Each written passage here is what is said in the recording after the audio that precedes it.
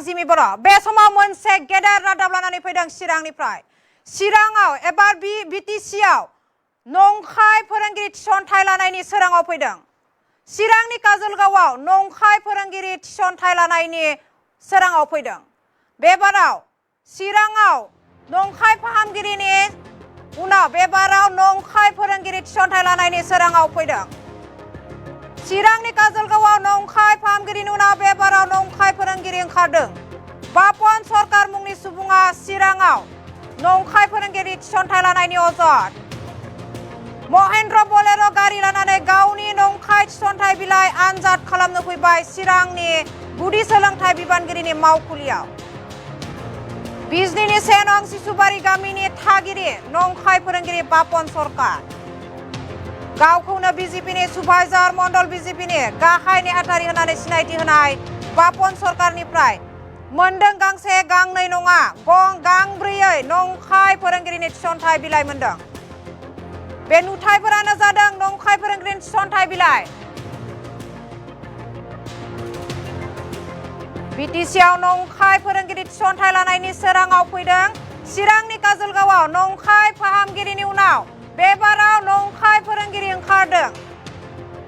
बापन सरकार मुंनि सुबुङा चिराङाव नंखाय फोरोंगिरि थिसनथाइ लानायनि अजद।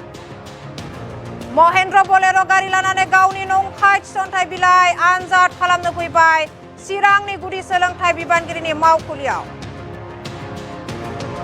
आरो बे नुथायफोरानो जादों नंखाय फोरोंगिरिनि थिसनथाइ बिलाइ। बे थिसनथाइ बिलाइयाव चिरां जिल्लानि सिडली सोलोंथाइ खोन्दोनि सिङाव उलुबारि एमइ स्कुलाव थिखा खोलोबनि लेङाइ फोरोंगिरि महरै 5 जुनाव साख्रियाव हेफाजाब होनायनि बाथ्रा मख'नाय दं। आरो गंसे फरायसालियावनो गुबुन थिसनथाइ बिलाइ प्रबीर कुमार रायनि लांदां जानानै थानाय मासियाव लेङाइ फोरोंगिरि महरै थिसनथाइ होदों। गोनांथार बाथ्राया जाबाय आसाम हादरसायारि गुदि सोलोंथाइ बिथोनगिरिनि मावखुलिनिफ्राय थिसनथाइ बिलाइनि सिङाव सागान होदों बिटिसिनि सोलोंथाइ बिथोनगिरिया। आरो बे दिनैसो चिरां जिल्ला गुदि सोलोंथाइ बिबानगिरिनि मावखुलियाव बापन सरकारखौ फोरमान बिलाइ आनजाद खालामनो लिंहरनाय जादोंमोन। बेनि उनावनो बिथां नंखाय फोरोंगिरि बापन सरकारनि फोरोंगिरि थिसनथाइ बिलाइनि मुङाव गोबां खान्थि बादगा खालामनायनि खारिथि सोराङाव फैदों। बेनि सिगाङावबो बापन सरकारा बिजनीनि 259 नं सिसुबारि एलपि स्कुलाव हेफाजाब होनानै नंखाय थिसनथाइ बिलाइजों हमजादोंमोन। बै समावनो फोरोंगिरि बिथोनगिरि मावखुलि बिथोननि बिथायाव बापन सरकारनि हेंथायै गसर रेबनाय जादोंमोन। आरो चिरां जिल्ला सोलोंथाइ बिफाना बापन सरकारनि सायाव गोख्रों आयेननि राहा लानायनि थांखि आजावबाय। बेबाराव बिटिसिआव नंखाय फोरोंगिरि थिसनथाइ लायनि सोराङाव फैदों। आरो बे चिरां जिल्लानि काजलगावआव नंखाय फाहामगिरिनि उनाव बेबाराव ओंखारदों नंखाय फोरोंगिरि। बापन सरकार मुंनि सुबुङा चिराङाव नंखाय फोरोंगिरि थिसनथाइ लानायनि अजद। महेन्द्र बोलेरो गारि लानानै गावनि नंखाय थिसनथाइ बिलाइ आनजाद खालामनो फैबाय चिरांनि गुदि सोलोंथाइ बिबानगिरिनि मावखुलियाव। बिजनीनि 1 नं सिसुबारि गामिनि थागिरि बे नंखाय फोरोंगिरि बापन सरकारा गावखौनो बिजेपिनि सुभाइजार मण्डल बिजेपिनि गाहाय नेहाथारि होननानै सिनायथि होनाय बापन सरकारनिफ्राय मोनदों गांसे गांनै नङा गांब्रैयै नंखाय फोरोंगिरिनि थिसनथाइ बिलाइ मोनदों। आरो बे नुथायफोरानो जादों नंखाय फोरोंगिरिनि थिसनथाइ बिलाइ। आरो बे थिसनथाइ बिलाइयाव चिरां जिल्लानि सिडली सोलोंथाइ खोन्दोनि सिङाव उलुबारि एमइ स्कुलाव थिखा खोलोबनि लेङाइ फोरोंगिरि महरै 5 जुनाव साख्रियाव जगदान होनायनिबो बाथ्रा मख'नाय दं बे थिसनथाइ बिलाइयाव। आरो बे गोनांथार बाथ्रायानो जाबाय आसाम हादरसायारि गुदि सोलोंथाइ बिथोनगिरिनि मावखुलिनिफ्राय थिसनथाइ बिलाइनि सिङाव सागान होदों बिटिसिनि सोलोंथाइ बिथोनगिरिया। आरो बेनि सायाव बे जाथायनि सायाव चिरां जिल्ला सोलोंथाइ बिफाना बापन सरकारनि सायाव गोख्रों आयेननि राहा लानायनि थांखि आजावबाय दायो।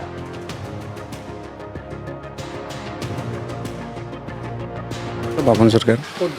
ঘট্টহল বিজনি কি কাম কৰে আপুনি মইতো বৰ্তমান টিচাৰত কৰি আছিলোঁ টিচাৰ ক'ত টিচিং কৰি আছে টিচিং কৰি আছোঁ বৰ্তমান উলুবাৰী এম ই স্কুল কেতিয়া জইন কৰিছে জইন কৰিছোঁ কোনটো নতুনটো না আগৰটো নতুনটো 5 জুন 5 জুন আপুনি টেট কোৱালিফাইড অঁ টেট কোৱালিফাইড কেতিয়া কোৱালিফাই কৰিছে টেট 24 আপোনাৰ চাকৰিটো যিটো এপইণ্টমেণ্ট লৈ আছে এইটো ভুৱা বুলি ইতিমধ্যে ডিপাৰ্টমেণ্ট ভুৱা এপইণ্টমেণ্ট কেনেকৈ হ'ল কেনেকৈ হ'ল এইটো ডিপাৰ্টমেণ্টৰ পৰা পাইছিলোঁ কেনেকৈ ডিপাৰ্টমেণ্টৰ পৰা পালে আছে কিবা কেতিয়া পাইছে যোৱা বছৰ 5 এপ্ৰিল মোক ইংলিছ আৰু এছামিছ যিহেতু মোৰ বি এড ইংলিছ মেজৰ আছিল উলুবাৰীত কোনটো টিচাৰ ভেকাঞ্চত আপোনাক দিয়া হৈছিল মোকতো কণ্টেক্সুৱেলহে গৈছে কিন্তু আৰু এটা ডকুমেণ্টছ দেখা পালোঁ তাত প্ৰবীৰ কুমাৰ ৰয় লিখা আছে সেইটো আৰু কোন আপোনাৰে দিয়া ডকুমেণ্টছ হয় নেকি হ'ব পাৰে মানে আপোনাৰ দুটা ডকুমেণ্ট হয় এটা কণ্টেক্সুৱেল আৰু এটা ভেকাঞ্চ নহয় মইতো এটাহে দিছিলোঁ ডাবলটো দিয়া নাই কোনটো পোষ্ট ভেকেন্ট আছিল আৰু তাৰ এগেইনষ্টত আপোনাক নিযুক্তি দিয়া হৈছিল তাৰিখ কোনটো পোষ্টৰ ভেকেন্ট আছিল আৰু সেইটো পোষ্টৰ ভেকেন্সৰ এগেইনষ্টত আপোনাক নিযুক্তি দিয়া হৈছিল উলুবাৰী এম ই স্কুলত আচ্ছা এইটো কণ্টেক্সুৱেলি হয় ভেকেঞ্চত দিয়া নাই ডকুমেণ্টছ যিটো দেখি পালোঁ আমি এইটো বা কি মই কেনেকৈ গম পাওঁ আপোনাৰ আপোনাৰ লেটাৰটো ক'ৰ পৰা দিছে কোন অফিচৰ পৰা অঁ এইটো আৰু তদন্ত কৰক তাৰপিছত কোনোবা বিষয়ে টকাৰ বিনিময়ত আপুনি চাকৰি দিছে নেকি এনেকুৱা ধৰণৰ আছে নেকি হয় আগত ইহঁতে আৰু এটা প্ৰশ্ন আপুনি অৰূপ কুমাৰ দে আপোনাক কেনেকৈ লেটাৰ দিব পাৰে যে আপোনাৰ ফৰৱাৰ্ডিং কৰি আপোনাৰ নাম অৰূপ কুমাৰ দে অঁ আমাৰ MLA হয় অঁ দিছে মই চহীটো ইয়াৰ পৰা সংগ্ৰহ কৰিছোঁ চহী কৰি দিছে কিবা এটেচমেণ্ট কৰিছে এইটোৰ বাবে চহী কৰি দিছে হয় নেকি আচ্ছা আপুনি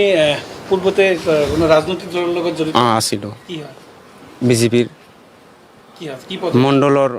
পদবীত আছিলোঁ কোন মণ্ডল সুবাইজাৰ মণ্ডল কি পদবীত আছিল পদবীত আছিলোঁ জেনেৰেল ছেক্ৰেটাৰী আছিলোঁ মই জেনেৰেল ছেক্ৰেটাৰী কিমান চনত 2023 আপোনাৰ বিৰুদ্ধে অলৰেডি বড়োবাজাৰৰ পৰা এটা কেছ কৰিছিল এইটো সঁচানে ভুৱা এপইণ্টমেণ্ট কৰিছিল কিমান মাহ চাকৰি কৰিলে টোটেল 1 বছৰ দৰমহা লাভ কৰিছিল দৰমহা ক'ৰ পৰা পাইছিল পাইছোঁ ক'ৰ পৰা চৰকাৰীভাৱে দিছে না অঁ চৰকাৰীভাৱে কেজেৰিৰ পৰা জানো হ'ব মই পিছত কম এইটো আপুনি কোৱালিফিকেশ্যনটো কি হ'ব টেটৰ লগত আৰু কি টেটটো কৰিলে আৰু কি DLED আছে মোৰ DLED আছে 12 জানুৱাৰী 2026নিफ्राय बाहाय जाया व्यक्तिक फोरोंगिरिनि मुङानो जाहैबाय बापन सरकार बिथाङा 12 जानुवारियाव मोनसे एपइन्टमेन्ट अर्डार लाना फैदोंमोन मिशन डाइरेक्टर एलिमेन्टारि आसाम खाइलिपारा गुवाहाटीनिफ्राय बियो ओमफ्राय जइन जाफैदोंमोन अबे स्कुलाव 252 नं शिशुबारी एलपि स्कुल देट मिन्स बर' बाजारनि आन्दाराव बियो जाहैबाय बर' बाजार बिअनि आन्दाराव दा बेखौ जितु बे अफिसाव होफैनायलाय बे बर' बाजारनि बिअआ बेखौ स्क्रुटिनि खालामदोंमोन स्क्रुटिनि खालामखांनायनि उनाव मोनसे सन्देह डाउटफुल थानायलाय बियो डाइरेक्टर अफ एलिमेन्टारिनो मोनसे लाइजाम लिरहरदोंमोन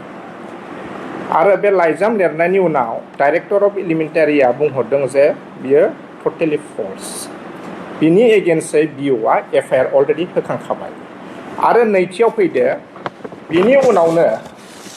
आरो बियो गांसे एपइन्टमेन्ट लाना फैबावदों थिग बेबो 12 जानुवारि 2026 दा बाहाय किन्तु अफिसा आलदा स्कुला एखेयानो किन्तु अफिसा मोनसेया जाहैबाय मिशन डाइरेक्टर मोनसेया जाहैबाय डाइरेक्टर अफ एलिमेन्टारि दा बे थांबाय दा फैयै नै रिसेन्टलि दाख्लैहाय आरो बियो 20 मे 2026आव मोनसे एपइन्टमेन्ट अर्डार लाना फैबावबाय बे अर्डाराव बिनिफ्राय ओंखारदों डाइरेक्टर एलिमेन्टारि एडुकेशन आसाम काहिलिपारा दा बाहाय मा लिरनाय दं नेम अफ एपइन्टिया जाहैबाय बापन सरकार नेम अफ स्कुला जाहैबाय उलुबारि एमइ स्कुल जोंनि चिरां जिल्लानि आन्दारावनो बियो आरो बेहाय सिगनेटरिया जाहैबाय सोर जोंहा डाइरेक्टरनि बिटिसि जेपि ब्रह्म वेरेस जेपि ब्रह्मआ डाइरेक्टर अफ एलिमेन्टारि आसामनि नङा बियो जोंनि बिटिसिनिसो डाइरेक्टर दा बेखौ मोननाय लेखायै आङो पार्सनेलि डाइरेक्टर सारखौ आङो जगाजग खालामदों बे वार्डारखौ आङो सारनाव सोंहरदों सार गमामायैनो जोंनि बिटिसिआव 20 मे 2026आव एपइन्टमेन्ट जामारदोंमोन नामा थिग आधा घन्टानि परे सारा आंखौ बुंहरफिनदों बेबायदिथ' जोंनि बिटिसिआव खुनु एपइन्टमेन्टआनो जायाखै आरो बेजों लोब्बा थानानै आरो गांसे वार्डार दं बे सेम पार्सनानो 21 मेआव आरो ओंखारबावदों 21 मेआव बे बाफन सरकारनानो मा ओंखारदों नेम अफ स्कुला उलुबारि एमइ स्कुल खिन्थु बाव पस्ट भेकेन्सि होनदों कन्ट्रेक्सुवेल बेथ' माब्लाबाबो जानो हाया कस्ट अफ भेकेन्सिया मालाबाबो कन्ट्रेक्सुवेल जानो हाया अयदार एक्सपायार्ड थैनाय जानांगोन बा